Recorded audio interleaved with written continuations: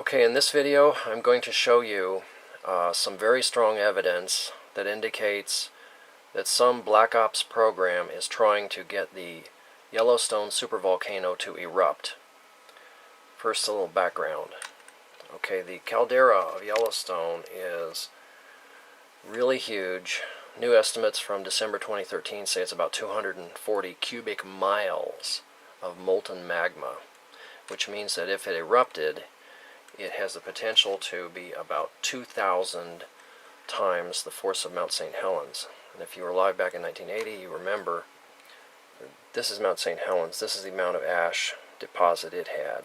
Well, this big triangle area is the amount of Yellowstone, the amount of magma that Yellowstone now has. And this is what we want to prevent. And apparently some Black Ops program wants to bring this to happen as quick as possible. Here is the just a rough estimate of how much ash would be spread all over. This underestimates the real risk of having the electric grid completely shut down for years on end, which would then trigger a bunch of Fukushima meltdowns in the U.S. This is actually closer than you think if we don't stop this Black Ops program. And let me show you. Okay, there's a lot of seismometers placed all around the caldera, and they're just measuring devices. The geology of this area is pretty complex, but the thing to notice is there are some fault zones that go near the surface. This is the part that they're targeting. The thing is, with this huge amount of high pressure magma, if there is ever a breakthrough to the surface, you're going to have a major eruption. And it is just a tiny, tiny crack in the rock, what they call a tornillo, where you have a magma intrusion and then a flow, and once that reaches the surface, basically it's unstoppable. So what kind of thing are they doing here? Here's the fault zone that's been under attack for 2 years. This is dang it, I forget the name of that. They made all three of these. They're attacking 3 sites, and they've got like Maple Lake, Mirror, I forget, darn it. Anyway, this is the equipment, or it's something similar to the equipment they're using. They have a computer-controlled array of this type of device. It's called a vibroseis truck. This is a 60-ton truck that can press this steel plate down and produce actually earthquakes. And when they're arranged in an array, you have the ability to put these pressure waves into the earth, which I'll show in a minute. And yes, they're absolutely huge. They're used for natural gas exploration because you can actually map the underlying rock with these seismic waves. Here's a vibroseis waveform. And just a typical thump on the ground and the kind of thing that happens, and it looks like it's peaking about 10,000 pound force here. And here's one that's actually frequency swept. And you want to remember, this is the kind of a waveform they can produce. Now here are the reflections from the Earth, but basically this is what we're going to see in these seismograph readings. Okay, and even though Yellowstone has just a lot of seismometer sites, they've only attacked Mirror Lake and I can't remember. Anyway, so let's go ahead and look at the data, the evidence. This is the website. It's called isthisthingon.org/Yellowstone/daythumbs.php, but you can just Google "Is this thing on Yellowstone?" and then that top link will take you right here. Now this is a month old, but I just wanted to show it because this is Mirror Lake Plateau. That's the one I'm trying to remember. This is what they've been doing for 2 years. This is right over that fault zone where there's tons of faults reaching the surface. And this has gone on every day since September 2012. So this is not natural steam venting or whatever you want to call it. The reason we know it's not steam venting is that we can go to the next door seismometer and look at that. And what do we see? We see the same pattern, but it's attenuated. So, for instance, right here at 1900, we see sort of a break in the pattern. So let's go back to the other one. What do we see at 1900? Bingo. And this has been going on for 2 years. Somebody has some giant vibroseis equipment, and they've been shaking this caldera. Let me jump a month earlier and just, for instance, show what it looks like again. Oops, I gotta generate. And again, they have focused the attack on Mirror Lake Plateau for gosh, about a year actually. Okay, so we still see, and these nodes actually occur, I believe, when there's maximum stress on the crust, which means it depends on the position of the moon and the sun and Jupiter. So we need an astronomer to go ahead and map that, please, if you don't mind. And then we could actually verify why they're having these nodes occur at that time. You know, let me go back to the very start of this program, which was back in, here's September 30th. This is Mirror Lake. Now this is inside the caldera. This is one of the first times that we see an organized pattern. Here's September 15th, again Mirror Lake. Very noisy looking. And here's Mirror Lake, August 15. Now see, this is before it started. This is August 15th, 2012, at Mirror Lake, before they started doing this program. August 23, Maple Creek. That looks like some... Again, this is the start of the vibroseis. In fact, this Maple Creek went through several days, about a week of testing, where you can see they turn the thing on, then they turn it off, and then they ramp up, they increase the power here, then they turn it off, then they increase the power some more. And Maple Creek, September 15th, you know, they're just testing it here, playing around, and bringing in more trucks and getting the computer system lined up. Now this is the kind of thing we see for just months on end here, that you have two oscillators beating at a similar frequency, and they're changing their frequency, and as they go to zero beat frequency, you get this null here, and that's putting a maximum stress on these rock layers. So it's unbelievable that they're actually doing this.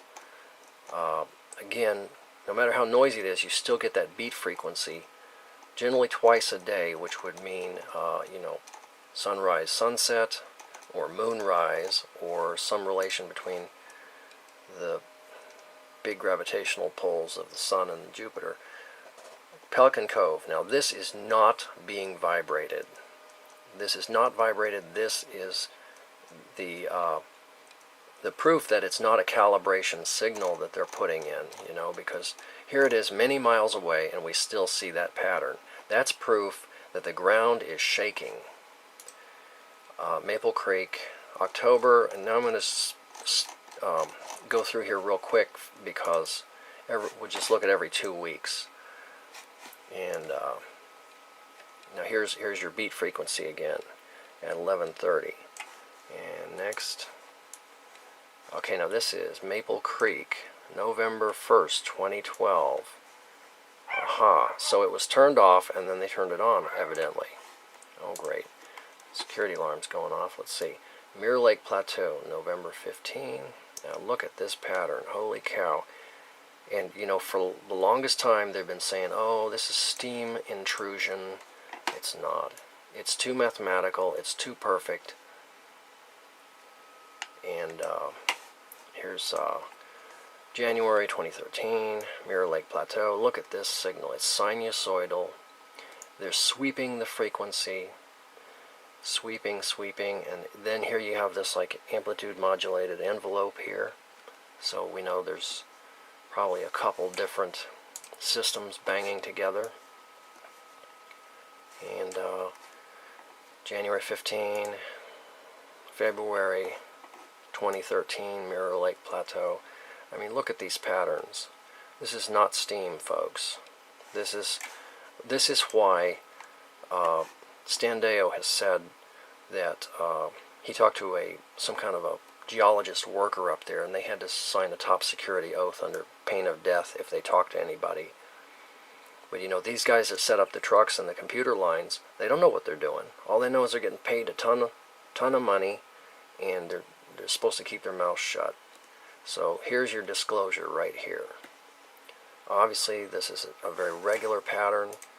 Here's April 2013. You know, the heaviest oscillation, the heaviest vibration is actually going to happen in 2014 as they bring more and more of these trucks in and hook them up, you know, get them all synchronized. And this is what I'm talking about, the beat frequency.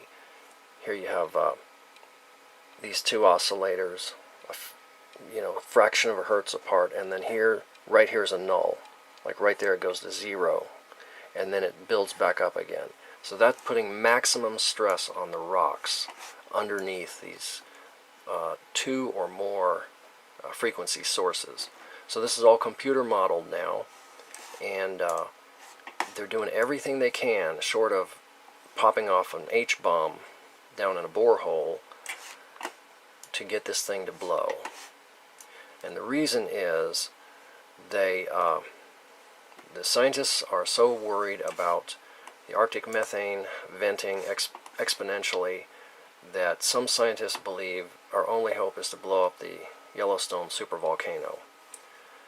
And I don't know if that's right or wrong, but I know that doing this kind of terrorist mass murder is wrong. And at very least, people should have the opportunity to be warned about this program going on. But this also explains why USGS has been systematically suppressing any kind of earthquake data from Yellowstone. I mean, big earthquakes don't even get registered. Small earthquakes are downgraded and then uploaded to the website. But USGS is absolutely hiding this data. November 2013, Mirror Lake, very rhythmic pattern. December 15, 2013. Let me jump ahead a little bit. January 15, Maple Creek. Okay, now this one is not even getting vibrated, and yet we see they do have a truck out there turning on and off, but it's not ganged, so it just looks like noise. Mirror Lake Plateau, and again you can see there's a mathematical pattern here, and usually it will hit a null. It did hit a null here, which the null at the surface means there's a maximum of vibration down somewhere else. That's what the point is here. Okay, so that March 2014, now we're getting to the very heaviest of the vibrations that I've ever seen, and I've been watching this about 2 years. So as a moral duty, I have to inform everybody that's interested. Okay, very noisy looking pattern. Let's keep going, and let me see what we have coming up. Okay, now this was June 15, 2014, and this showed up in all of the maps on Yellowstone. So this is clearly probably dynamite being blown up, and this is right on top of that crowded zone of faults. Now, who in their right mind would put repeated small jolt dynamite, who knows what it is? Maybe all the vibroseis trucks were hitting this pulse at the exact same time. That would be worse than dynamite. And then again, they convert right back. You know, that does look like the vibroseis trucks, because it's actually part of this pattern here. It's synchronized to this pattern. So they're doing everything they possibly can to get this damn volcano for that magma, one streamer of magma, to reach the surface. Because once that happens, that the gas inside the magma is so highly pressurized that you will then have a unstoppable pressure release. Okay, so again we see the nulls. So they had tried that experiment, still no results. Here's July 15, 2014. And some of these graphs just look a whole lot better than others. Now this, you could teach this in a electrical engineering class as amplitude modulation, because this is what's called heterodyning, when you beat two frequencies together, and the difference is what we're seeing right here. These two vibroseis sources are being heterodyned, and we are seeing the result. And the ground is having this incredible amount of force put into it. And each one of these gray lines here is 1 minute. So that means these are really slow, long vibrations. Okay, so now we're to September 2014. This is just a few days ago. Okay, now this is right after they moved. Okay, let me see. Let me go back just a little bit. Okay, September 15th was when they moved the vibroseis equipment from Mirror Lake Plateau over to Mirror Lake. See, they're all the same. They designed it to be confusing, apparently. So, after pulsing that thing for 2 years at Mirror Lake Plateau on top of those crowded fault zones, they've now moved it inside the caldera to Mirror Lake, which, sorry, I don't have that map handy, but. And again, they're using the exact same pattern. They're starting all the way over from scratch. Apparently they have a testing protocol, and I mean, this has nothing to do with analyzing. This has been going on for 2 years. This is so much energy and so regular. This is an attempt to get the big eruption started. And they have total plausible deniability because, there's no flyovers or anything. Now this is Lake Yellowstone. So this is not connected to the other seismometers, but it still has this pattern. And here is Maple Creek again. There's your beat frequency. And occasionally they do get a small eruption to happen. Okay, so here's the fault zone. This is Maple Creek, MP, Maple Creek. This is where for 2 years, they have shaken this. Or anyway, they probably have vibro-sized trucks, maybe on different sides of the fault. And then what we see at the seismometer is just the beat frequency, the heterodyne frequency. Now they've moved it over here to ML, Mirror Lake. And there's a third one here, Mirror Lake Plateau, something like that. It's another MP name. But so for 2 years they've tried to get it to go here. They couldn't, so now they've moved it actually on top of the caldera. And the maps say that the magma is closest to the surface up in here. Alright, so I guess it makes sense that they're desperate now. And if we look at today's map, this is really quite interesting. It's like they're desperate. They're absolutely desperate to get this thing to pop. And let me go ahead and correct my date for 1 second here. September 30, generate report. And now I'm going to see, now here's Mirror Lake Plateau. See, it's really quiet now. They've taken the vibroseis equipment off of this one, and they've moved it to Mirror Lake. And this is a chaotic pattern. I've never seen a pattern that looks like this. It's like they're just desperate. They're just trying anything because they can feel this noose tightening around their necks. But you guys who are involved in this, I just don't even know what to say. This is the ultimate act of terrorism. If this is correct, and if I'm wrong, please, somebody offer an explanation for this. But this is real seismic activity that is sinusoidal and frequency modulated and obviously man-made, and it's been going on for 2 years, at two of the most vulnerable points in this supervolcano. So, and then here's the other one, Maple Creek. Now they have pulsed this one, but mostly it's silent. Now, okay, I see. So they took the vibroseis equipment from Mirror Lake Plateau and moved it over to Mary Creek. But it's obviously man-made. This has been going on for 2 years and nobody's ever said a word about it. It's unbelievable. Okay, so I hope this is some pretty good warning for folks. But the main thing is, everybody in the northern hemisphere stands to die from this thing when it goes off because of the years of cold, maybe a year of darkness, several years of extreme cold, no crops grown for 10 years. The entire central U.S. will be poisoned by this horrible ash stuff, and that means that this is the ultimate act of terrorism. So, and people in Europe will be killed by this. There's no doubt. There's just no doubt. So, I hope this is not too much. But, you know, we just got to stop it, that's all. I mean, just stop this and this volcano is going to sit there for another 700,000 years.